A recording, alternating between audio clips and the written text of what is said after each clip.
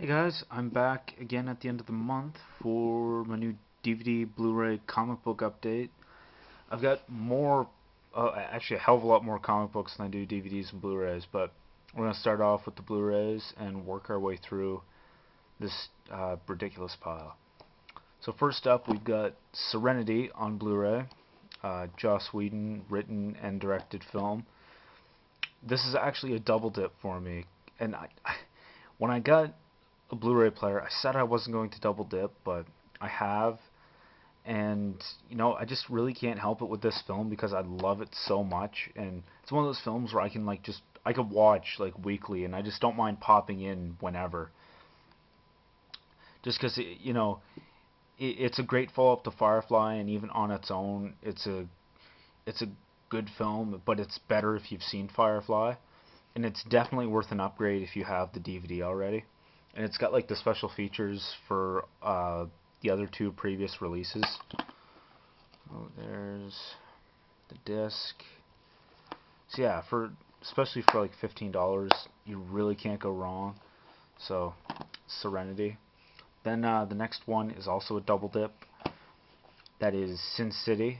Not well, actually, might be almost a year ago now. I got the Sin City extended cut in like that fancy black box, and it came with the first volume of the graphic novel series. And I actually haven't even watched Sin City since I bought that. I've not watched that, and then I bought this at Blockbuster, and it was like $14 because of their sale, so that was nice. Even though the price tag said $12.99, but oh well, I still got an awesome steelbook, great looking steelbook for like $14, under $15. It's beautiful. That Reserva Dawson, that is just awesome. I know this will be one that Tom's hopefully proud of, because I think we were just talking about this like the day before I bought it. We were talking about it or something. So Sin City, I haven't watched it yet on Blu-ray, but I'm assuming it looks amazing. And it's just the theatrical cut on Blu-ray. It's not the extended cut as well. So that's Sin City. Next up we have Superman, Batman, Public Enemies.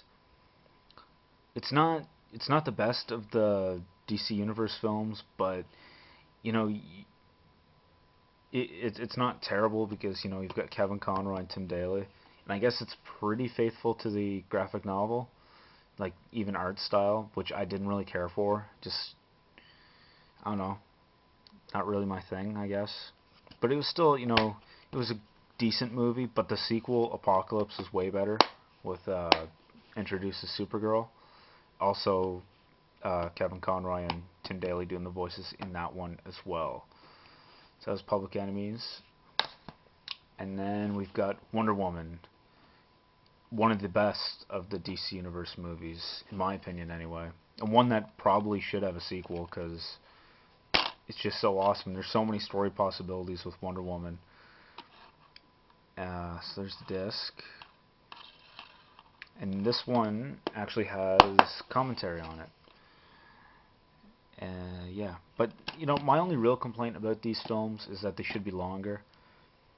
That'd be nice, just so you can like do a little more, because a lot of the times they do feel a little rushed, which is a shame because you know people are gonna buy them either.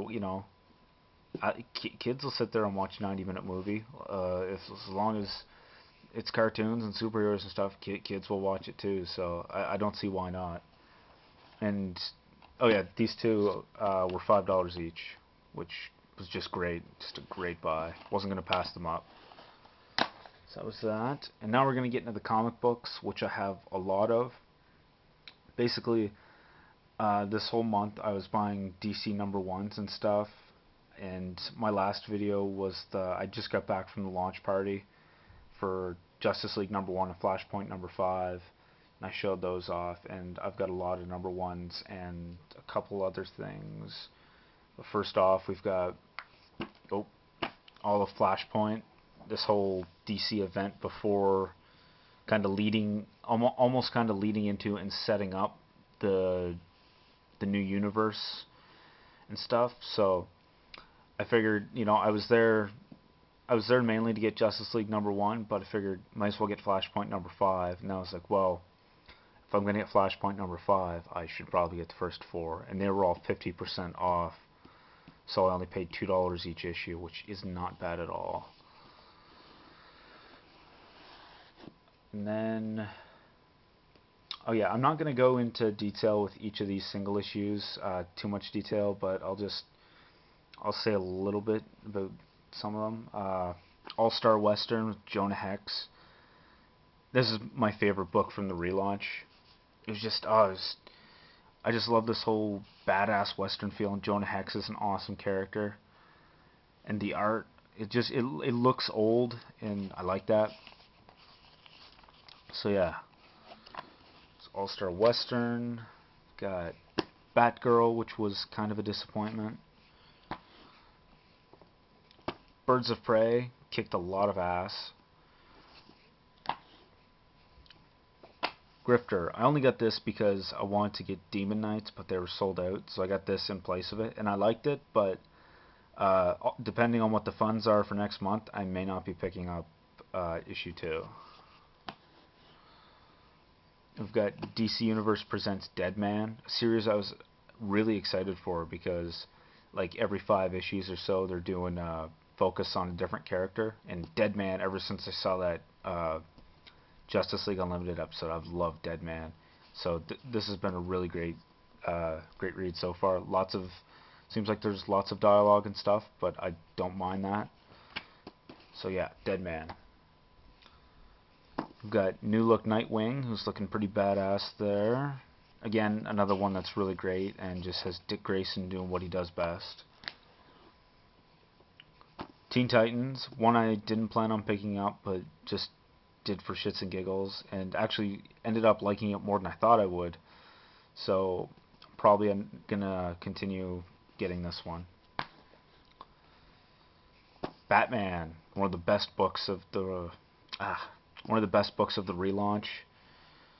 Scott Snyder is writing this, who did his run on Detective Comics before the relaunch, and some people call that stuff the best Batman stuff ever.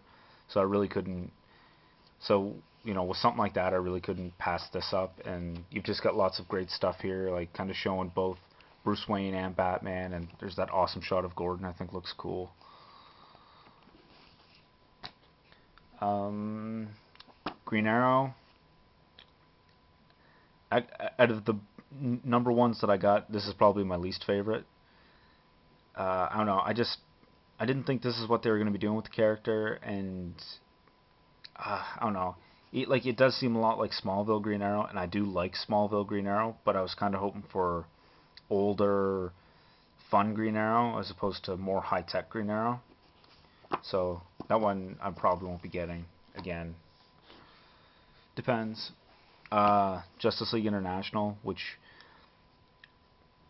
was really awesome. I only really got this because Booster Gold, as of the relaunch, is now Canadian, so Canadian superheroes for the win. Got Batwoman, which really surprised me. One I didn't expect to like as much as I did. Gotta love the interior artwork, and I just love the way they do the panels in here. Very, very nice, and one of my favorites from the relaunch. And we've got Action Comics, and I like Superman as much as the next guy, but Superman's never been like my favorite superhero. But this, if you're kind of skeptical on Superman, I would suggest getting this because this is a great read. Grant Morrison, who wrote All-Star Superman and Batman and Robin, is doing this, and it's just this whole new take on Superman about kind of the start of his career. And I definitely think if you're Superman doubters, you should at least buy this just to see what they're doing differently, because it is really fun. Then we've got Swamp Thing, which is another Scott Snyder book. I've not read anything. I don't know a damn thing about Swamp Thing, so I think I saw a Swamp Thing cartoon when I was a kid, but that's it. And I was kind of going into this as a new fan, and actually really enjoyed it. Like a lot of the DC Dark books, I think are very good. So yeah, definitely up there on the top of my list. Next is Detective Comics by Tony S. Daniel, yes. Um, Basically, the whole point of Detective Comics is to have Batman doing more street level stuff, like, and actually like being a detective, as the title says. So I picked that up, and this one was just fucking great. We've got some just great art, and the Joker, like classic Batman Joker battles, and that's awesome. Then we've got Justice League, which is kind of the centerpiece of this whole relaunch, I guess. It was, excuse me, it was really good. And what I liked most about this was that they're just like they didn't like you've got like all the members here on the front, but they didn't show all the members in the first issue. They're introducing them over the course of the arc, which I think is very beneficial because it doesn't feel rushed, and you can have like try to have this full story. So it's that. Then Justice League Dark, which basically takes like a lot of the big time magical characters in the DC universe and puts them together doing just a bunch of shit. So yeah, I wanted this for like Deadman, Zatanna, and Constantine, and it was very good read. You know, some very awesome twisted art. No, I don't want Batman Converse right now. Fuck. There, you've got stuff like that. It's awesome. Zatanna's new costume. Next one is I, Vampire, which is just another new take on the whole vampire mythology, and I did like the first issue, and I'm gonna see where it goes, because I think it's probably got some potential. As I said, the Dark books are very good. And then probably one of the biggest surprises was Aquaman #1. I didn't even plan on picking up, but did anyway. And let's just say Aquaman is now cool. And now, like, that was all the single issues. Now I've just got like 2 trades and a hardcover to show. So we've got The Walking Dead Volume 7 and Volume 8.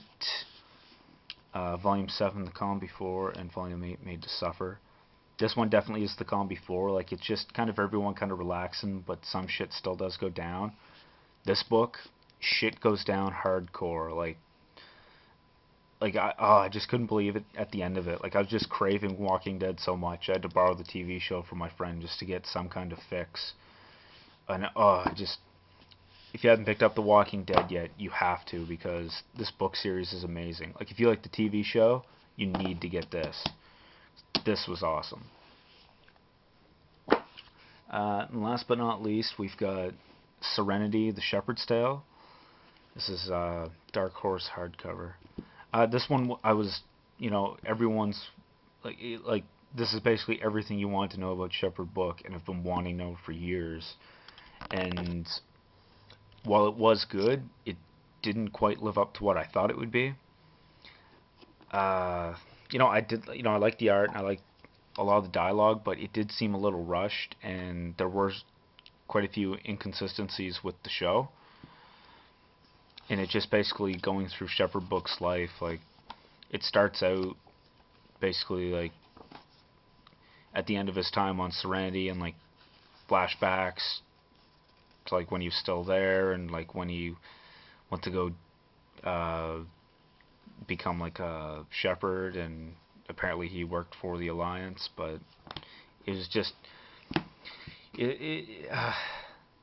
because I don't want to bash it because it's like Serenity, and it was good, but I was still just left a little disappointed, because it's some stuff like that that's like a mystery in the show. It's probably better left not known, because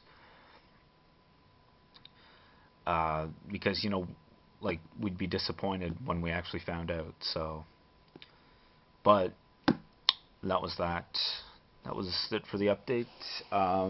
Hope everyone enjoyed, and hopefully I'll be back in the middle or soon with another video, but I'll have another update at the end of next month. So thank you all for watching and have a good one.